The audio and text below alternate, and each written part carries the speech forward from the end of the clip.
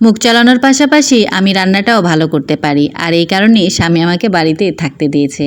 আর না হলে আমার যে চোপার জোর, আমি এই সংসারে বেশি দিন টিকতে পারতাম না। কে কে আছেন আমার মতো একটু জানিয়ে যাবেন প্লিজ, কমেন্টসে একটু বলে যাবেন যে আমার মতো কে কে আছেন। আমি হচ্ছে আজকে ইলিশ মাছ হাতে মাখিয়ে সবজি আর হচ্ছে পুঁইশাক দিয়ে রান্না করব, আর সেটাই আপনাদের সাথে শেয়ার করছি। আর যাদের হচ্ছে অ্যালার্জি আছে বা চুলকানি আছে বা কিডনি রোগের সমস্যা আছে, তারা অবশ্যই পুঁইশাকটা অ্যাভয়েড করে চলার চেষ্টা করবেন, কারণ এই পুঁইশাক খেলে অ্যালার্জি চুলকানি এগুলো একটু বেশি বেড়ে যায়। আর যাদের আলসেমি স্বভাব আছে তারা তো পুঁইশাক একদমই খাবেন না, তাদের আলসেমিটা আরও বেশি বেড়ে যায় মনে হয়। তো যাদের যাদের এই সমস্যাগুলো আছে তারা একটু অ্যাভয়েড করে চলবেন, আর যাদের যাদের এই সব সমস্যা নেই তারা হচ্ছে পুঁইশাকটা এভাবে খেতে পারেন। আমি যেভাবে রান্না করছি সেটাই আপনাদের সাথে শেয়ার করছি। বাইরে কিন্তু প্রচুর বৃষ্টি হচ্ছে, আর আমাদের এখানে প্রায় প্রতিদিনই বৃষ্টি হচ্ছে। তো প্রতিদিন তো আর খিচুড়ি তারপর মাংস এগুলো খেতে ভালো লাগে না, তো আজকে হচ্ছে পুঁইশাক দিয়ে রান্না করবো। আর এটা হচ্ছে আমার ছাদের গাছের পুঁইশাক, নিজে হচ্ছে লাগিয়েছিলাম, সেটাই হচ্ছে আজকে রান্না করছি। আর নিজের হাতে কোনো কিছু লাগিয়ে খেলে সেটা মনে হয় বেশি স্বাদটা একটু বেশিই বেড়ে যায়। রায়নের আব্বু হচ্ছে ছোট ছোট ইলিশ মাছ এনেছিল কালকে বাজার থেকে, সেটাই আজকে রান্না করছি। আর ইলিশ মাছটা কিন্তু টাটকাই ছিল, তো তরকারিটা অনেক মজা হয়েছে।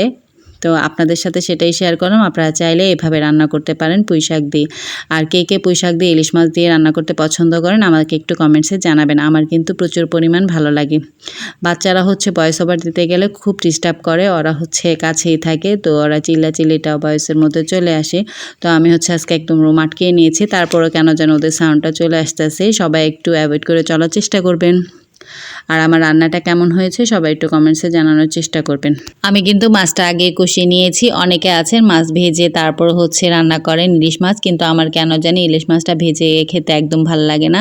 তরকারি যেদিন আমি রান্না করি তাহলে তখন আমি আসলে এভাবে রান্না করার চেষ্টা করি, আমি ভাজি না, কারণ ভাজলে আমার মনে হয় না যে ইলিশ মাছের টেস্টটা রয়েছে। তো ইলিশ মাছের স্বাদটা যদি পেতে চান তাহলে অবশ্যই এভাবে খেতে পারেন। আগে হচ্ছে আমি মাছটা ভালো করে কষিয়ে নিয়েছি, আর সেই কষানো ঝোলের মধ্যে হচ্ছে আমি সবজিটা কষিয়ে তারপর হচ্ছে আবার মাছটা দিয়ে দেবো। আমি এইভাবেই রান্না করি। আমি যদি তরকারি রান্না করি আর যদি ভেজে খাই, ইলিশ মাছ যদি ভাজা খাই তাহলে হচ্ছে ভেজে তারপরে খাই, কিন্তু আমি যদি তরকারিতে ইলিশ মাছ দিয়ে রান্না করি তাহলে এইভাবে রান্না করি। আমি হচ্ছে মাছটা আগে ভালো করে কষিয়ে নিই, তারপরে হচ্ছে সেই ঝোলের মধ্যে হচ্ছে সবজিটা ভালো করে কষিয়ে তারপর মাছগুলো একে একে হচ্ছে দিয়ে দিই সুন্দর করে, তারপর একটু ঝোল রাখার চেষ্টা করি।